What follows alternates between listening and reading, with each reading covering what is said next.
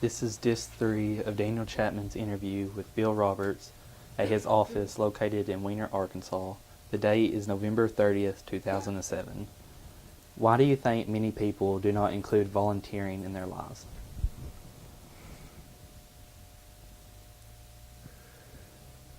Well, I think most probably they have never most probably been in need,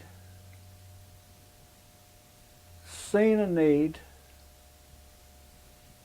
or been taught by someone, parents or otherwise, to recognize a need of other individuals. I don't think you need to be just thinking about the need of money. I think people need to think about the need of time, mind, of other people, that they can give to other people.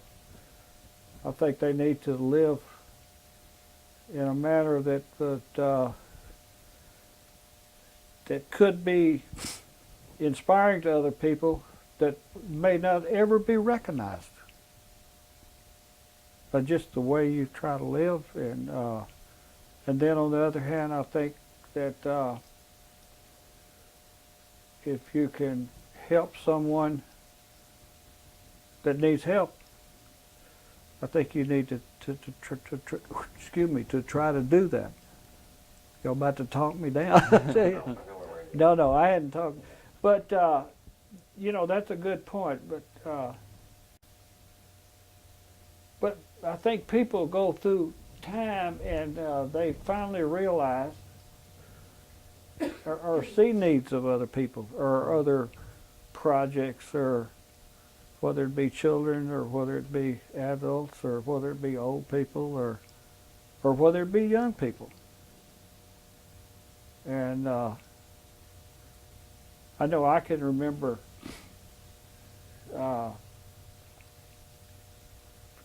quite a few people that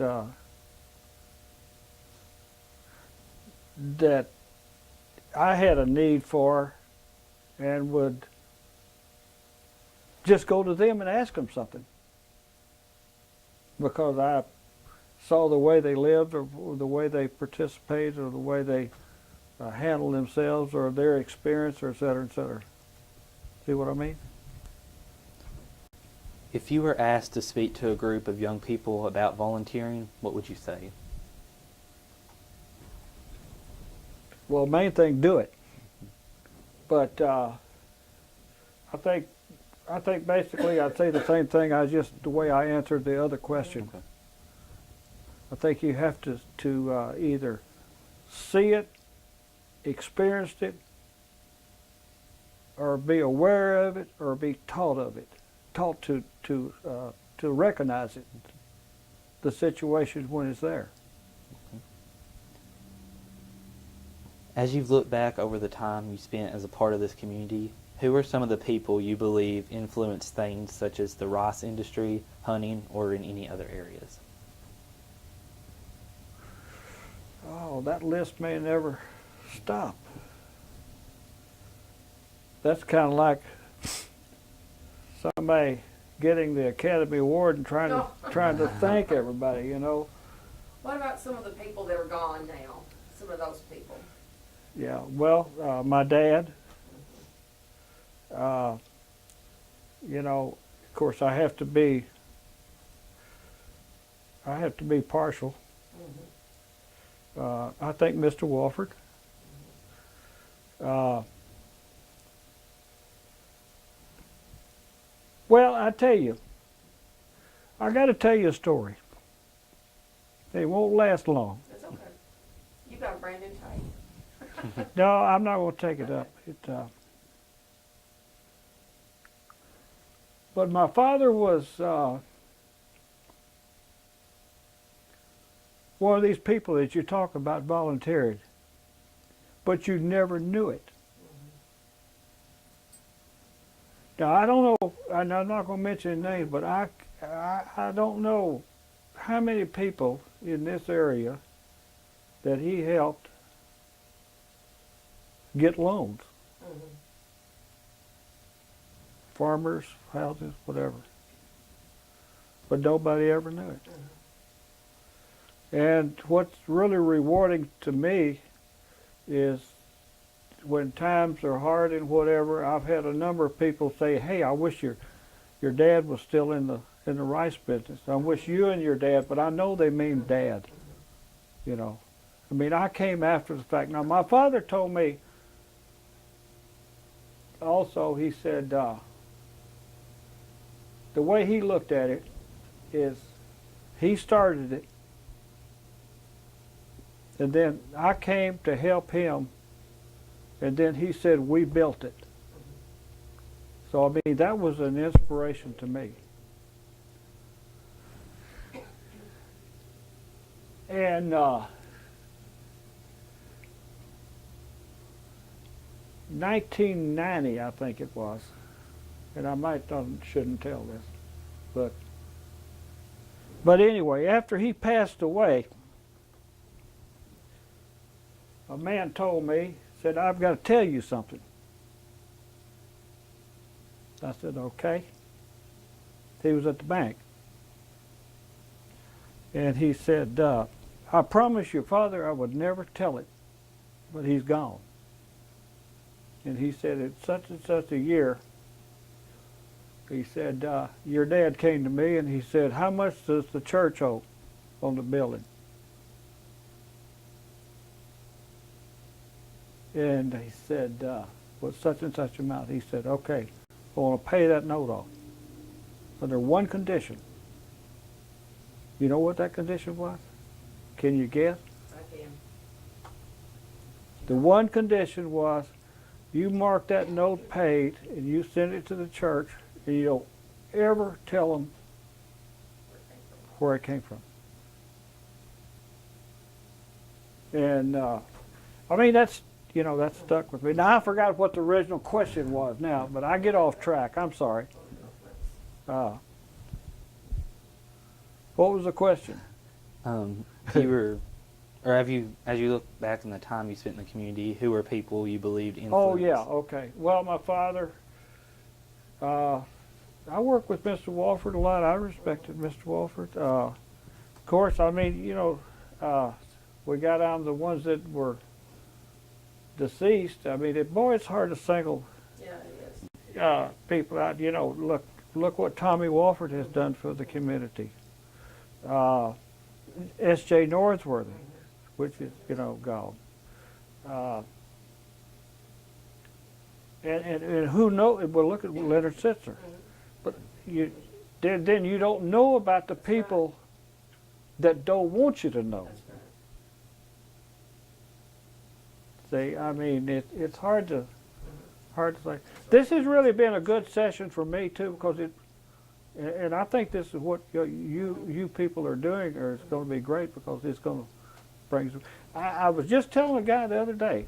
He said something about, night before last when we were eating at a little restaurant up there, and at Mountain Home. And he said something about Wiener, where's Wiener, and so, how big is it, and so and so. And I said, well, Wiener is a very unique community. He said, what do you mean? I said, well, it's a small community. It's drying up. But one thing about Wiener is, I said, if one guy's got a problem, or one person, or one lady, or whatever's got a problem, it belongs to the whole town.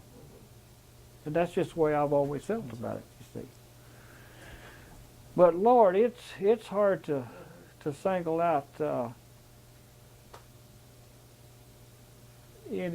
many particulars. Look at the people that you don't know about. Well, I mean, look at the volunteers you've got now.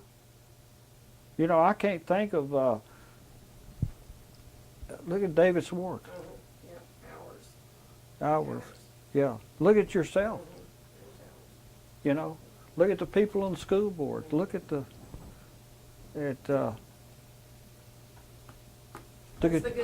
look at yourself. I know this is a project, but you didn't have to do this, right, Dave? he's gonna be spending lots more time with it too. Yeah. So, I mean, I appreciate the opportunity. It's like I was telling my daughter to be classified into old folks. No, I'm just there. I'm kidding. But this has been very, very good. All right, go ahead and ask this. Although most people don't like to pat themselves on the back, what is something you've done or accomplished in your life that you are proud of? Well, that's a tough one, too. I think just spur of the moment deal, I think I'm prouder of the kids and the grandkids at this point in time. I mean, we've been fortunate enough to, I hope through good training and being good parents and hadn't had them in jail, hadn't had drugs, and I'm proud of the opportunity that I had. I really appreciate the opportunity that I had to start out. Because I mean, you know, stop and look at it and then think about it. You know, who has the opportunity that I had to go in business, you know, with my father.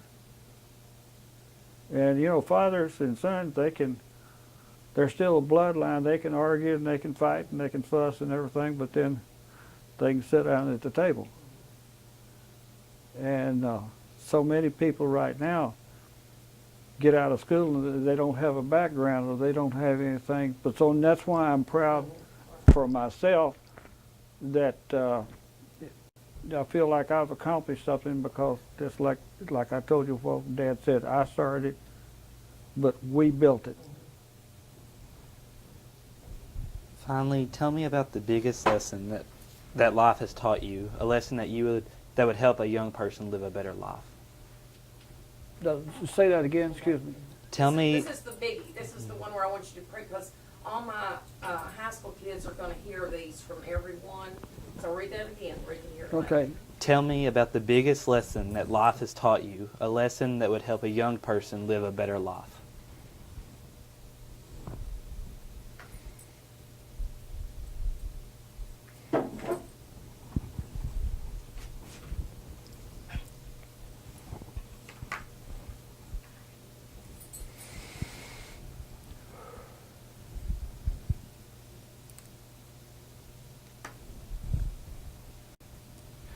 Well, I think at the top of the list, I would say be faithful. Now, one, to church and God. Be faithful to your parents. That may be hard to do in some cases. Be faithful to your friends. And be truthful.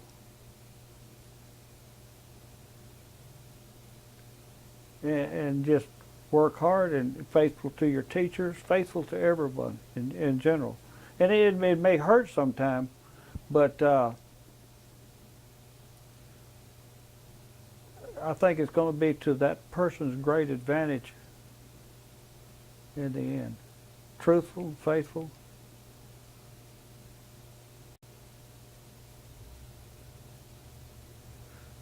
That is a hard one. And to God.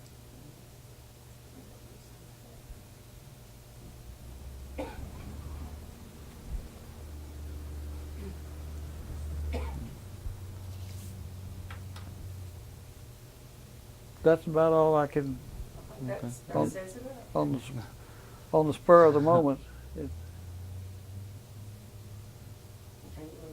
If you be truthful, faithful,